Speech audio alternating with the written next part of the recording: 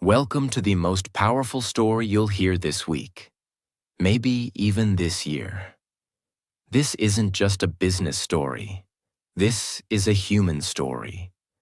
A story about a poor, hard-working boy from a small town who didn't have the money, didn't have the connections, just a dream, a pickup truck, and a heart that refused to give up. This is the real story of a man who walked into towns no one cared about and built an empire bigger than the kings of Wall Street. He didn't wear fancy suits.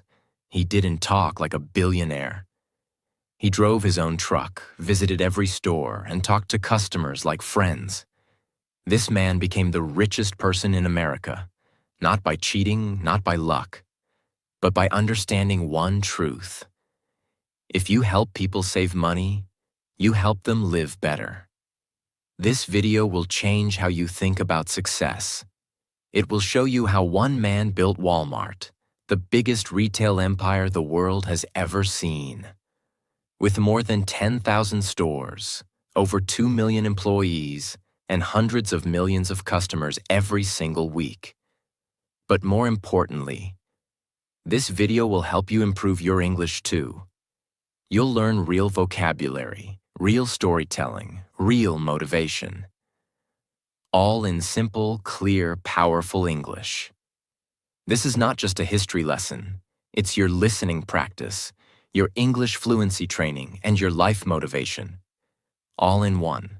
So grab a notebook, pay full attention, because you're about to watch one of the most emotional, powerful, and unforgettable success stories ever told. This is not just the story of Walmart.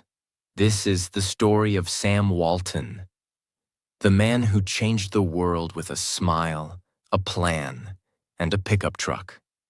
Let's begin. Part 1. The small-town boy who didn't know he'd build an empire. Before there was Walmart, before there were billions of dollars, before the world knew his name, there was just a boy named Samuel Moore Walton, born on March 29, 1918, in Kingfisher, Oklahoma. A place so small most maps didn't even highlight it.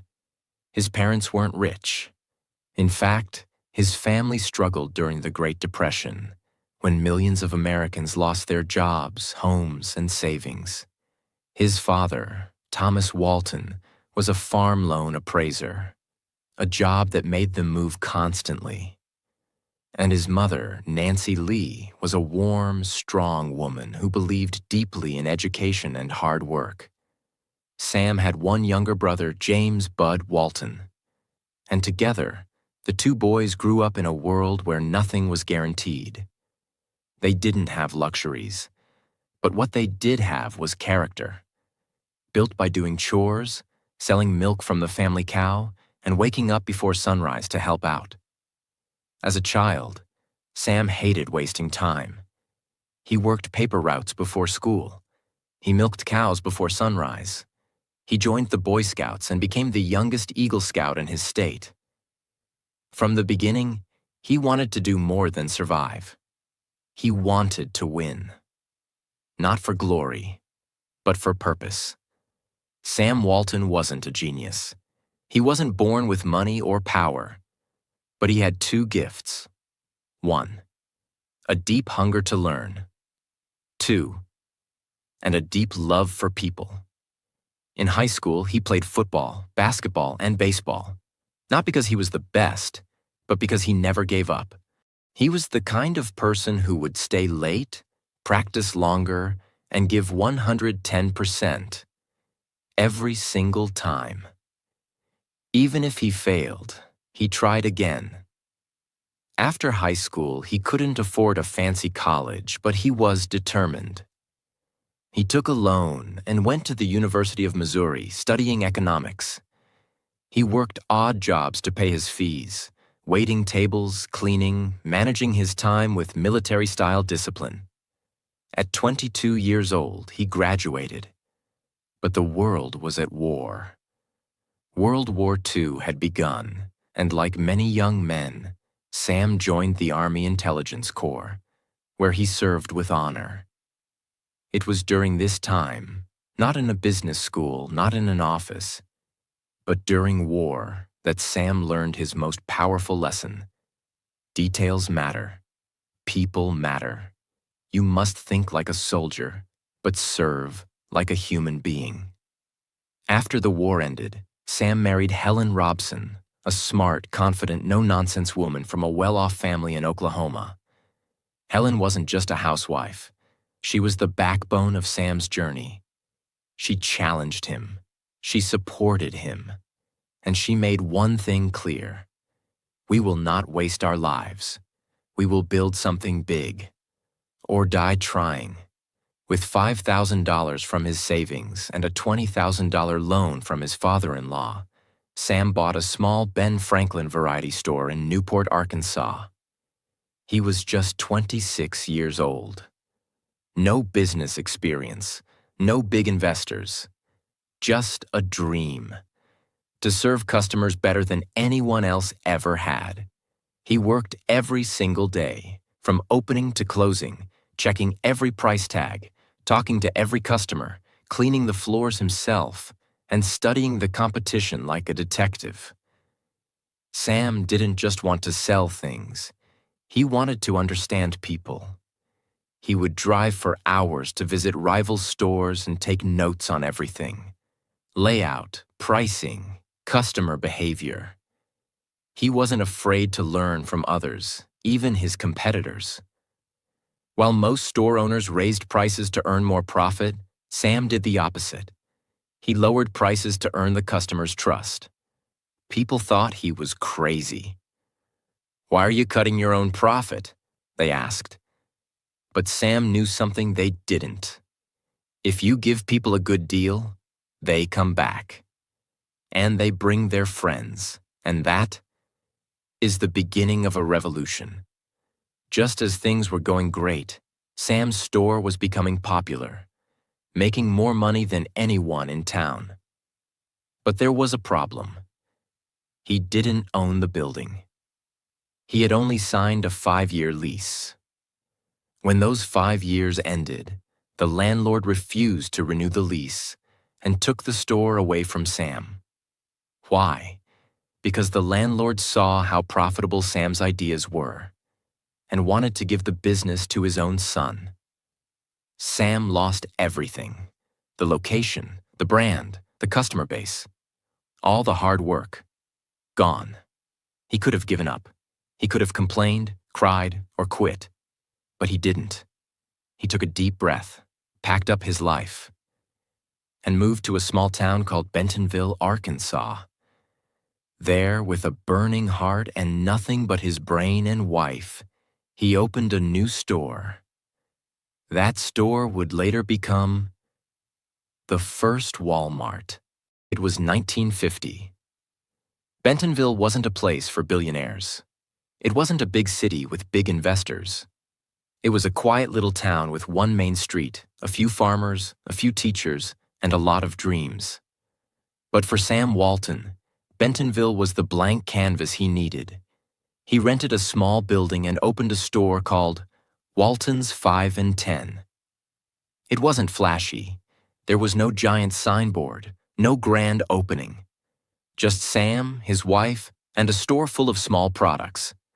Socks, school supplies, cleaning items, candy, and toys. But there was one thing that made this store different. Not the location, not the prices, not even the size. It was Sam's obsession with people. From day one, Sam had a system in his mind. He didn't call it a system, but it became the foundation of Walmart's success. Let's break it down. 1. Serve the customer like their family. He didn't just say hello. He would walk customers to the shelf. He would carry their bags.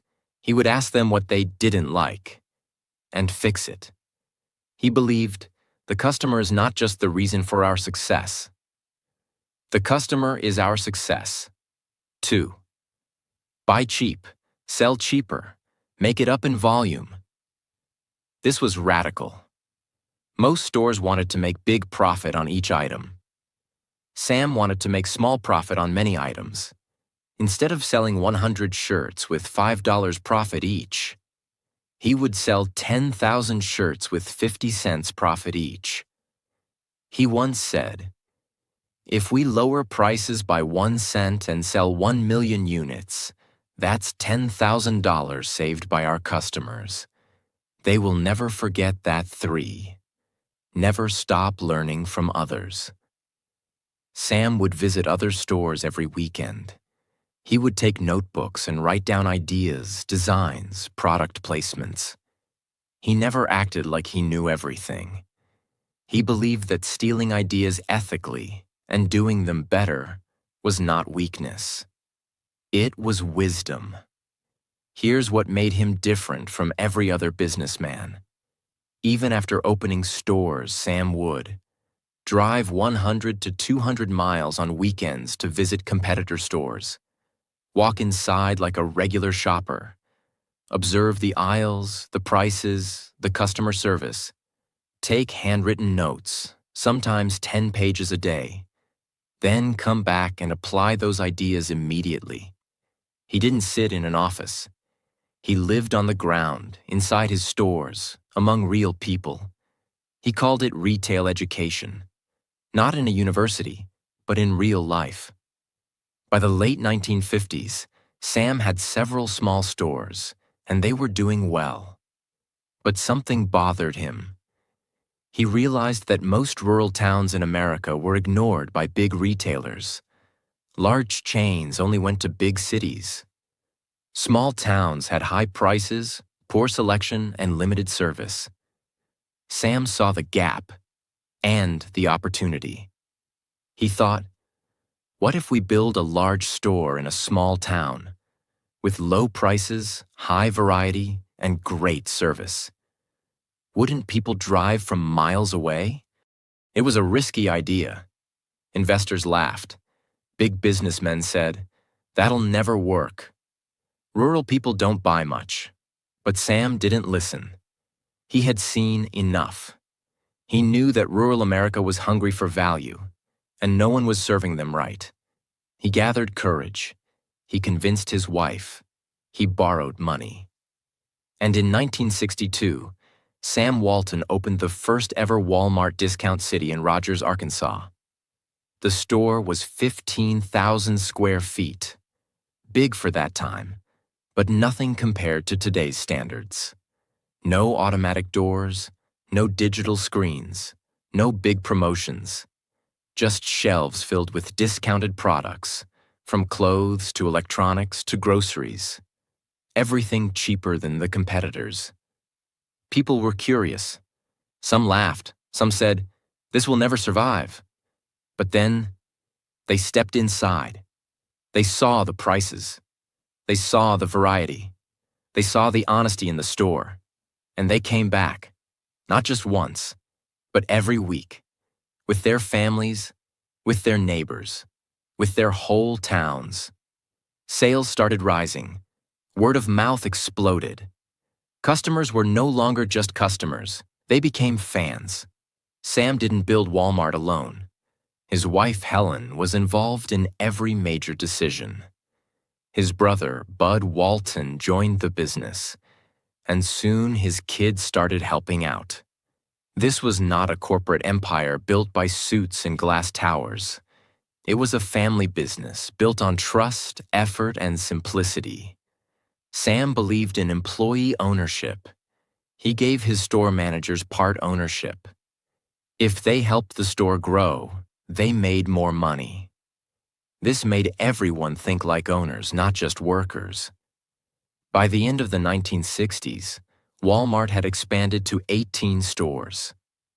That's not just fast growth, it's explosive. But more important than the number of stores was the way they were run. Each store followed Sam's rules. Lower prices than anyone in town. Friendly staff who actually cared. Clean aisles and organized shelves. Managers who were trained like leaders. And a community feeling. People didn't feel like customers. They felt like family. Sam made sure every new store was within driving distance of his home, so he could personally visit, inspect, and improve them. He was not building a business. He was building a movement. While others chased fancy offices and magazine covers, Sam Walton stayed focused on three things. 1. Drive a used truck, not a luxury car. He wanted his employees to know he was one of them. 2. Focus on saving pennies, not spending dollars. He would travel in economy class, share hotel rooms, and reuse office supplies. 3. Keep learning like a beginner. He read reports, visited stores, and talked to the janitor with the same respect as a VP. He often said, "The moment you think you're too big to learn is the moment you start shrinking." Part 2. Walmart becomes unstoppable. The systems that changed everything. By the early 1970s, Walmart wasn't just a clever idea anymore. It wasn't just one man's personal dream. It had become a growing machine of value. A quiet rebellion against overpriced goods, poor service, and old-fashioned retail. And the machine was getting smarter, faster, and more dangerous for every competitor. Walmart had already expanded to 18 stores. But Sam Walton wasn't satisfied. He didn't wake up every day thinking, "How many stores can we open?" Instead, he asked, "How can we open stores faster, better, and smarter than anyone else in history?" He wasn't thinking like a shopkeeper anymore. He was thinking like an architect of a nationwide revolution. Most businessmen grow one store, then 2, then 10. Sam Walton grew one store, then started building systems. He understood something others didn't. If you want to grow fast, you can't just copy-paste stores. You must build the machine that makes stores. So while the world was focused on flashy branding and expansion, Sam focused on logistics, distribution, and information systems. Because if you want to serve millions, you must master how to get goods fast, how to keep prices low, how to know exactly what the customer wants. This mindset gave birth to a new kind of company. Not just a retailer, but a retail engine. In 1970, Walmart made a decision that shocked other businesses. Instead of relying on third-party distributors like most retailers did, Sam Walton decided to build his own supply chain. That meant Walmart trucks, Walmart warehouses, Walmart drivers, Walmart control. Why? Because outside companies didn't care about Walmart's mission. They delivered slow. They charged more. They didn't listen. So Sam said, if we want to control our prices, we must first control our products.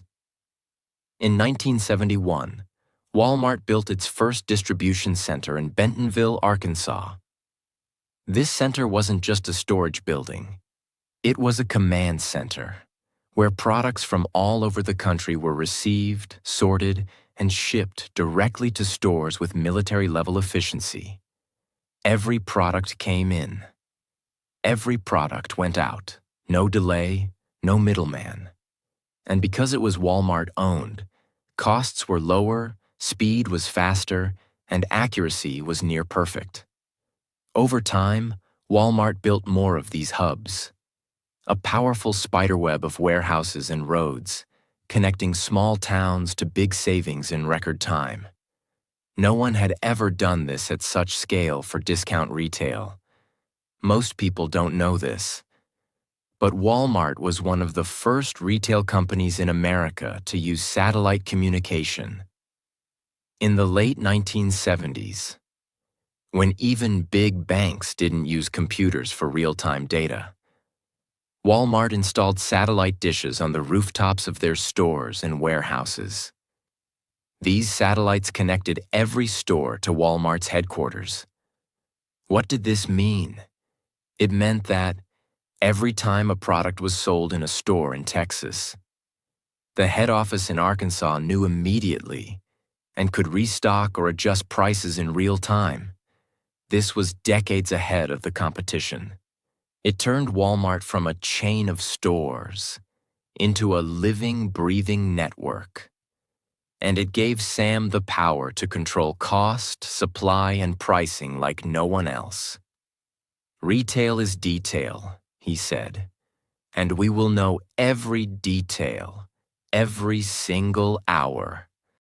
In 1972, Walmart had around 50 stores. That's when Sam Walton made another bold move. He took Walmart public. That means he sold shares of the company on the stock market. Why? Not to get rich, not to retire, but to raise money to expand faster. This move brought in millions of dollars, which Sam used to. Build more warehouses, buy more land for future stores, improve technology, hire better managers, train employees better.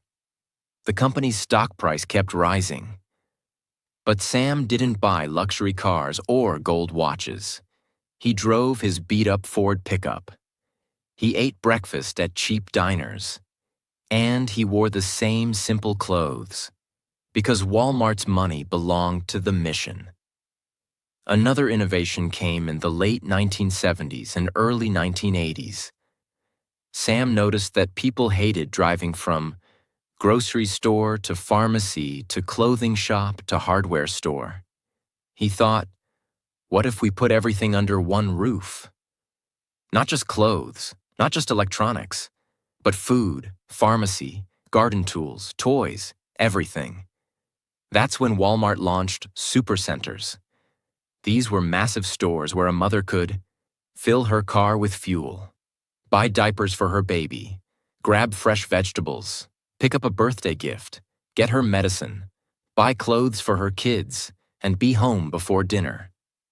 This became Walmart's signature style. Low prices plus maximum convenience. And it worked like wildfire. People stopped shopping at 5 stores. They just went to Walmart.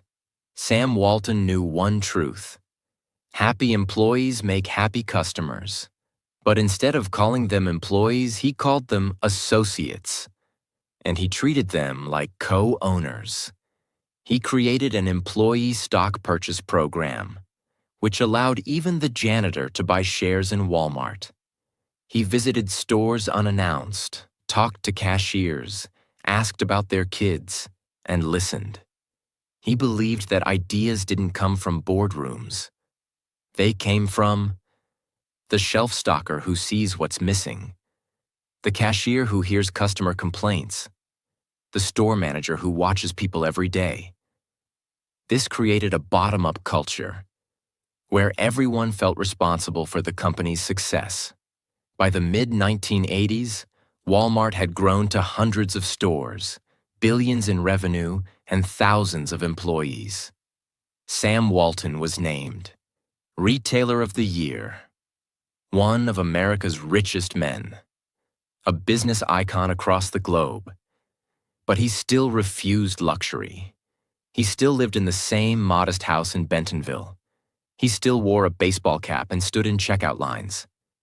And most of all, he still believed in serving people first. By the mid-1980s, Walmart was a force no one could ignore anymore. Sam Walton's humble dream had become a retail hurricane, sweeping across small towns, shaking up old systems, and rewriting every rule of business. But with great size comes great resistance. And with great power comes the target. Walmart had now crossed $8.4 billion in annual sales by 1984. That's $8,400 million per year.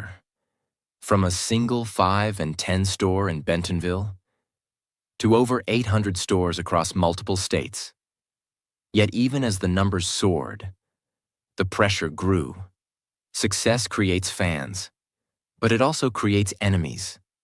And Walmart was now being watched, not just by customers, but by the media, unions, small business owners, city planners, academics, even politicians. They said things like, Walmart is killing small businesses. Walmart is too powerful. Walmart pays low wages.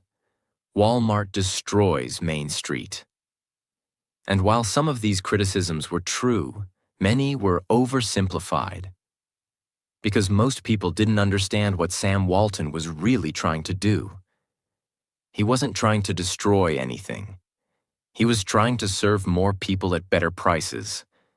But he knew something important. If you grow fast, you will be misunderstood. So instead of defending himself with fancy interviews, he kept doing what he always did best. Visiting stores, listening to associates, walking through aisles, shaking hands, and taking notes. Here's what made Walmart different from arrogant corporations. They didn't fight criticism with PR. They studied it. For example, when people said Walmart hurt small businesses, Sam's team collected real customer feedback from hundreds of towns, proving that in most areas, people saved over 20 to 30% per year by shopping at Walmart. When people said, Walmart pays low wages, the company expanded its stock-sharing program, making thousands of employees actual owners. By the end of the 1980s, more than 120,000 employees owned Walmart stock, and many became millionaires, just by working hard and believing in the company. That was Sam's quiet answer. Don't fight critics with words. Let the work speak. While critics talked, Walmart built. Let's understand how Walmart scaled so quickly, and why others failed to stop it. Sam used a cluster strategy. Instead of opening random stores across America, he expanded in concentric circles around existing locations. Why? Because this reduced fuel costs, delivery times, management expenses, and it increased efficiency, brand awareness in the region, loyalty from neighboring towns. In 1985, something extraordinary happened. Forbes magazine released its annual list of richest people in America. And sitting at number 1 was not a Hollywood star, not a Wall Street banker, not a tech founder. It was Sam Walton, the man from Bentonville who still ate breakfast at the diner. His net worth was listed at $2.8 billion in 1985. That's over $8 billion today, adjusted for inflation. By the early 1990s, his wealth had grown to over $25 billion. But what shocked the world was, he never moved into a mansion. He never wore gold watches. He never hired bodyguards. He lived in the same modest house. He walked alone into stores, and he kept asking the same questions. What's the customer saying? How can we make it cheaper? What's not working? People called him crazy, but Sam called it discipline. In 1991, Walmart made another bold move. It decided to go international, starting with Mexico. Many thought this was a bad idea. Retail is local. Cultures are different. Supply chains are complex. But Walmart studied the market, adapted its models, and partnered with local businesses. By 1992, Walmart de Mexico was launched, and it would become one of the largest retail operations in Latin America. Over the next 10 years, Walmart would expand to Canada, China, Chile, Brazil, Argentina, India, United Kingdom, and it did this not by forcing American systems everywhere, but by listening, adjusting, and respecting local needs. The goal was always the same: low prices, every day, everywhere. In 1992, Sam Walton did something he never thought he would do. He wrote a book, but not for fame, not for money. He wrote it because he wanted to explain his values before it was too late. The book was called Made in America, My Story. It wasn't filled with business theories or leadership fluff. It was real stories, failures, early decisions, and his raw, honest philosophy. Never get arrogant. Always think like the customer. Respect your people. Keep costs low, always learn. The book became a bestseller, not just because of the story, but because of the truth behind the success. In 1990, when Walmart was dominating the retail world, Sam Walton received terrible news. He was diagnosed with a type of bone cancer called multiple myeloma. But Sam didn't tell the world right away. He didn't stop working. He didn't disappear. He continued visiting stores, writing his book and training his people. He once said, "I don't know how much time I have, but I know what I'm here to do. And I'm not done yet." Even while in pain, he traveled across America to meet associates. He didn't want to be remembered as a man who gave up. He wanted to be remembered as a man who gave everything. In March 1992, just 1 month before his death, Sam Walton received America's highest civilian honor, the Presidential Medal of Freedom, from President George H.W. Bush. At the ceremony, he was weak, sitting in a wheelchair. But his words were strong. He held the award in his frail hands and said, "If we work together, we'll give the world an opportunity to live better every single day." And with those words, America stood up and clapped. Not for a rich man, not for a businessman, but for a simple store owner who never stopped serving. Part 3. After Sam Walton, a giant that refused to fall. He held that medal with trembling hands. His voice was weak, but his spirit was still strong. The man who had started from nothing was now being honored by the President of the United States. But behind the applause and the spotlight, Sam Walton was in pain.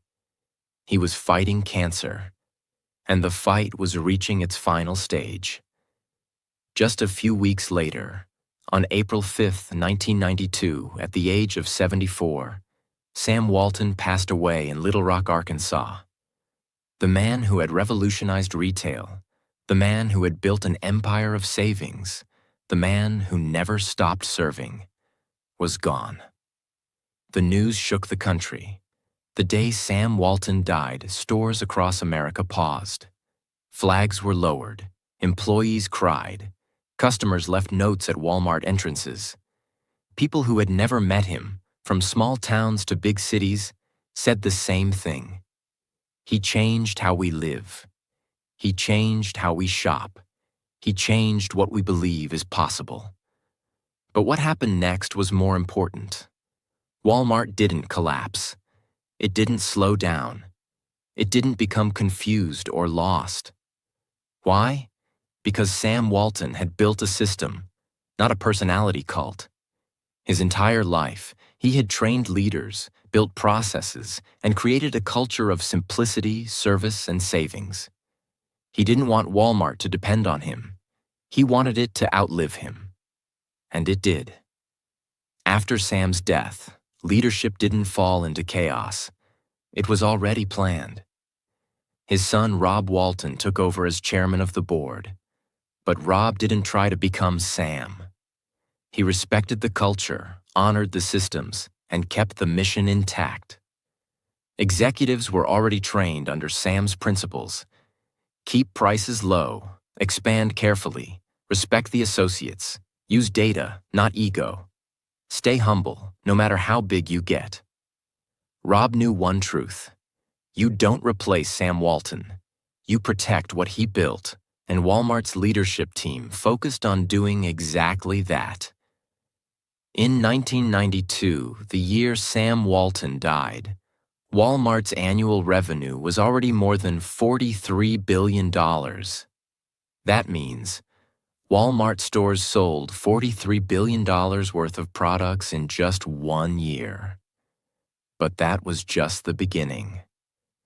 Over the next 8 years, Walmart's revenue more than doubled, reaching $67 billion by 1995, $100 billion by 1999, over $150 billion by 2002. To put that in perspective, Walmart was selling more in a single year than the entire GDP total income of some small countries. It had become the largest retailer in the world. But it didn't happen by magic. Walmart's strategy stayed the same, but its tools got smarter. Walmart invested heavily in technology. Here's how it worked.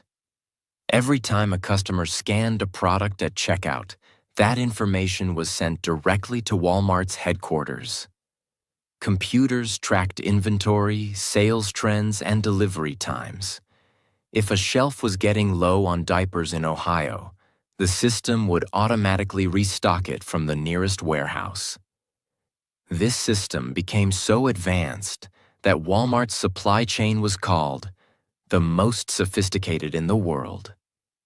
Even the U.S. military studied Walmart's logistics to understand how to move supplies faster. This wasn't just retail. This was intelligence. At the speed of the customer. Walmart had learned to predict demand before it happened, restock faster than competitors, and lower costs faster than inflation. And that meant only one thing. The prices kept going down, the savings kept going up, and customers loved it. After Sam's death, Walmart didn't just expand in the US, it went global. Fast and smart. Let's look at a few key expansions. 1. Mexico. Walmart de Mexico became the largest retailer in the country, with over 2,500 plus stores by the 2000s. 2. Canada. In 1994, Walmart entered Canada by buying 122 Woolco stores. In less than 2 years, it became a dominant market leader. 3rd United Kingdom. In 1999, Walmart bought Asda, one of the UK's largest supermarket chains, and became a top competitor overnight. 4. China, Brazil, Argentina, Chile, India. Walmart entered each market with a different strategy. Sometimes by building stores, sometimes by buying existing chains, sometimes by forming partnerships with local companies. The goal was not to Americanize the world, but to bring Walmart's strengths into local systems. That meant local suppliers, local workers, local preferences, but Walmart efficiency and pricing. Even after Sam's passing, Walmart stuck to one belief. The customer is boss. Here's what that meant in real life. Walmart tracked which items were most popular in each city. Store managers were allowed to adjust layouts based on local habits. Prices were adjusted every day to match or beat local competitors. If a customer complained, their voice went straight to the top. Walmart wasn't just a big company. It was a flexible company, able to act fast, change quickly, and adapt to new markets. In the late 1990s and early 2000s, new competition appeared. Not from other physical stores, but from the internet. Companies like Amazon, eBay, Target.com. They offered online shopping, fast delivery, and lower prices. Walmart could have ignored it, but instead it adapted. It launched Walmart.com in 2000, then began building a full e-commerce team. It created online pickup systems where people could buy online and collect items in-store. It partnered with tech companies to build warehouse automation. Walmart knew the future would be digital, but customers still wanted the Walmart promise. Low prices. Every day, no matter how you shop. Even as the company grew to over 1 million employees worldwide, the culture didn't disappear. Executives were still required to visit stores, Talk to associates, watch the checkout process, and understand the customer experience. Walmart still ran morning meetings where employees clapped, stretched, and shared wins. This wasn't just for fun. It kept everyone energized, unified, and motivated. Sam Walton's legacy wasn't written on walls. It lived in actions, repeated every morning in every store. Not everything was perfect. Walmart failed in Germany, where its culture didn't match local shopping habits. It struggled in South Korea and had to exit the market. It faced legal challenges, employee strikes, and environmental criticism. But unlike arrogant companies, Walmart listened. It studied what went wrong. It adjusted. It changed course.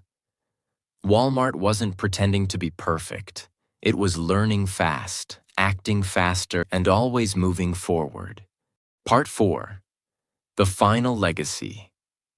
A store that became a symbol. Walmart had become the most powerful retailer the world had ever seen. By the early 2000s, it was generating more than $400 billion in annual sales, a number that was once unimaginable. But Walmart wasn't finished. It continued to grow, adapt, and expand, not just in size, but in mission. From the very beginning, Sam Walton had made one thing clear. The real reason we exist is to help people live better. Now, with Sam gone and the company bigger than most governments, the question was, would Walmart stay true to that promise? Or would it become another giant that forgot its roots? The answer was complicated. In 2018, Walmart did something no other company had ever done. It crossed $500 billion in sales in a single year. That's $500 billion, or $500 billion, in just 12 months. No retailer, no tech company, no brand had ever sold so much in such a short time. Walmart became the #1 company on the Fortune Global 500 list, the largest private employer in the world, with over 2.3 million employees. A brand operating in over 25 countries, serving hundreds of millions of people every week. But with this success came new questions, new problems, and new pressure. As Walmart grew, so did its responsibility. People started asking, why are Walmart wages so low? Why are some employees forced to rely on government aid? Why do some Walmart employees work full-time and still struggle to survive? Protests began. Documentaries were made. Activists stood outside stores holding signs. Critics said, Walmart is saving customers money, but it's costing workers their dignity. These weren't just attacks. These were real concerns, raised by real people who had given years to the company. And for a while, Walmart was slow to respond. The company was growing so fast, building stores so quickly, adapting to so many countries, it forgot to look inward. But then something changed. In the 2010s, Walmart realized, if we want to lead the world in business, we must also lead the world in human values. So it started making major changes. Wage increases. Walmart announced minimum wage increases across the U.S., raising base pay above national standards, especially in regions where the cost of living was higher. It wasn't perfect, but it was a step forward. Education benefits. Walmart partnered with colleges and launched programs to help employees earn degrees while working. They paid most of the tuition, allowed flexible hours, and encouraged workers to rise from cashier to college graduate. Sustainability commitments. Walmart began a bold journey toward becoming a more environmentally responsible company, reducing plastic packaging, investing in clean energy, setting long-term goals to cut carbon emissions. working with farmers to improve agricultural practices. Walmart had moved beyond low prices. It was now trying to offer a better future. By the mid-2000s, Walmart faced its greatest challenge yet: Amazon. The online giant was beating Walmart in home delivery, digital convenience, e-commerce dominance. Walmart's physical stores were still strong, but more people were shopping from their phones. Walmart had two choices. 1. Play safe and protect its existing empire. 2. Take a risk and transform into a new kind of company. It chose transformation. Walmart invested billions of dollars into buying Jet.com, an e-commerce company to compete with Amazon, launching Walmart Plus, a membership service like Amazon Prime, building online grocery delivery systems, upgrading all store tech to become smart stores, training thousands of workers in digital tools, AI, logistics, and robotics. Walmart was no longer just a physical retailer. It was becoming a technology-driven service company, but still keeping its heart in low prices and human service. In the 2020s, Walmart shocked the world again, this time by entering healthcare.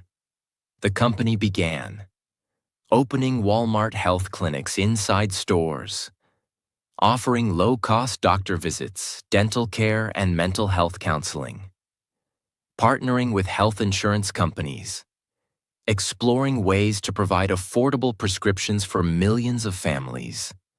Why? Because Sam Walton had said decades earlier, "We're not in the retail business. We're in the people business." And healthcare was the next frontier in helping people live better. When the COVID-19 pandemic hit the world in 2020, everything stopped. Stores closed, supply chains collapsed, fear spread. But Walmart had to keep going because it sold food, medicine, household essentials. It was declared an essential service and stayed open while others shut down. The challenge was enormous. Protect workers from infection. Keep stores stocked while supply chains broke. Handle angry, scared, confused customers. Manage operations across 25 countries, each with different rules. But Walmart responded quickly. Installed plastic barriers for cashiers, distributed masks and safety kits, gave bonuses to employees, increased online services and delivery options, offered vaccination centers inside stores. It wasn't perfect, but it showed one thing. When the world panicked, Walmart kept serving. Sam Walton didn't just build stores. He didn't just create jobs. He didn't just cut prices. He built a belief system, a way of living that said, stay humble even if you become powerful. Put people first, even when profits grow. Act like an owner, even if you're just starting. Never stop learning, even when you succeed. He believed in everyday people, not celebrities, not CEOs, not billionaires, but the worker, the mother, the farmer, the truck driver, the high school student. And he proved one simple truth. You don't need to be born rich to change the world. You just need a truck, a plan, and a reason that matters. Today, Walmart is worth hundreds of billions of dollars, employs millions of people, and serves entire nations. But somewhere in Bentonville, Arkansas, the old Walton 5 and 10 store still stands. Visitors come every day. They walk through the tiny aisles. They see Sam's handwritten notes, his pickup truck, his favorite dog's picture, his old desk, and they realize it all began here. No money, no power, no fame, just a dream to make things better for others. This isn't just a company's journey. This is a human journey. It's about how far you can go if you never give up. It's about doing things the hard way, the honest way. It's about building something so real that even after you die, it keeps helping people live better. And that is the real success of Sam Walton. Not the stores, not the numbers, not the wealth, but the truth that you can come from nothing and still give everything. Subscribe now, because the next story might just change your life again. And I'll be here to tell it to you, word by word, step by step, like a friend who never left. Let's keep going.